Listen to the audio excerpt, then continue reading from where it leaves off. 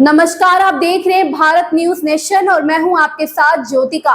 आइए रुक करते हैं खबर की ओर। एएमयू के अल्पसंख्यक दर्जे के पक्ष में सुप्रीम कोर्ट का फैसला स्वागत योग्य, शहनवाज आलम ने कहा। सुप्रीम कोर्ट ने एएमयू पर मनमोहन सिंह सरकार के स्टैंड को सही साबित किया। कांग्रेस राष्ट्रीय सचिव शहनवाज आलम ने सुप्रीम कोर्ट द्वारा अलीगढ़ मुस्लिम यूनिवर्सिटी के अल्पसंख्यक दर्जे के पक्ष में फैसला देने का स्वागत किया है। शहनवाज आलम ने जारी प्रेस विज्ञप्ति में कहा कि 2019 में सुप्रीम कोर्ट में मोदी सरकार ने हलफनामा देकर कहा था कि एएमयू को अल्पसंख्यक संस्थान का दर्जा नहीं दिया जा सकता, जबकि पूर्ववर्ती मनमोहन सिंह की कांग्रेस नीति यूपीए सरकार ने एएमयू को अल्पसंख्यक संस्थान का दर्जा देने की वकालत की थी। उन्होंने कहा कि आज सुप्रीम कोर्ट के फैसले ने कांग्रेस के स्टैंड को वैधानिक तौर पर सही साबित कर दिया है। उन्होंने कहा है कि इस फैसले के बाद संविधान का अनुच्छेद 30 जो अल्पसंख्यक वर्गों को अपने शैक्षिक संस्थानों को निर्मित और संचालित करने का अधिकार देता है कि अशुद्धता पर भी किसी तरह का भ्रम नहीं रह जाता है। कांग्रेस राष्ट्रीय सचिव और बिहार सह प्रभारी ने कहा कि आज के फैसले में सुप्रीम कोर्ट की टिप्पणी की संविधान के पहले के और उसके बाद के जो इरादे हों उनके बीच अंतर अनुच्छेद 30(1) को कमजोर करने के लिए नहीं किया जा सकता। भाजपा और आरएसएस के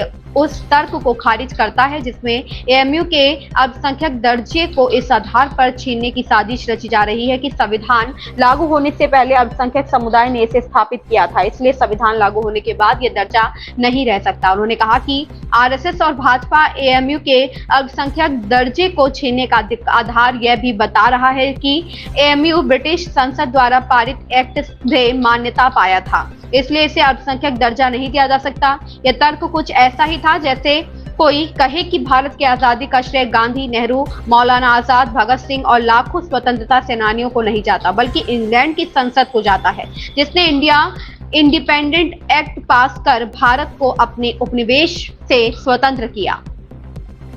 देखिए, सुप्रीम कोर्ट का फैसला जिसमें आज कहा गया है कि अलीगढ़ मुस्लिम यूनिवर्सिटी का अल्पसंख्यक दर्जा बहाल रहेगा, ये स्वागत योग्य है। और सबसे बड़ी बात इस फैसले से स्पष्ट होता है कि कांग्रेस का जो स्टैंड था, जिसमें मनमोहन सिंह सरकार ने सुप्रीम कोर्ट में हलफनामा देकर कहा था कि माइनॉरिटी स्टेटस एएमयू का बहाल रहना चाहिए क्योंकि वो माइनॉरिटी द्वारा बनाया गया है, उस स्टैंड को आज सुप्रीम कोर्ट ने सही साबित किया है। जबकि भारतीय जनता पार्टी ने 2019 में हलफनामा दे करके एएमयू के अल्पसंख्यक दर्जे को छीनने की कोशिश की थी। तो आज कोर्ट ने कांग्रेस के स्टैंड को सही साबित किया है।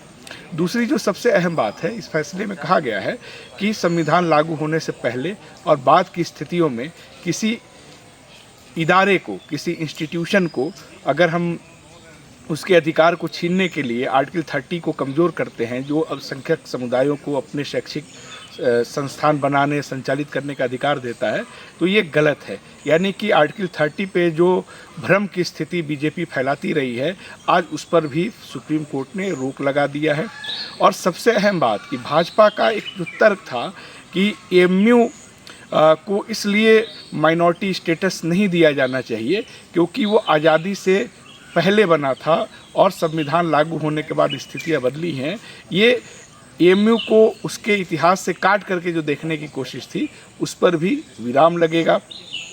सबसे अहम बात, बीजेपी का एक लॉजिक रहता था कि चूँकि जो एएमयू है उसको एक एक्ट के जरिए पास किया गया था ब्रिटिश पार्लियामेंट में, इसलिए नए भारत में यानी स्वतंत्रता के बाद का जो भारत है उसमें उसकी अल्पसंख्यक दर्जे की वैधता नहीं रह जाती है।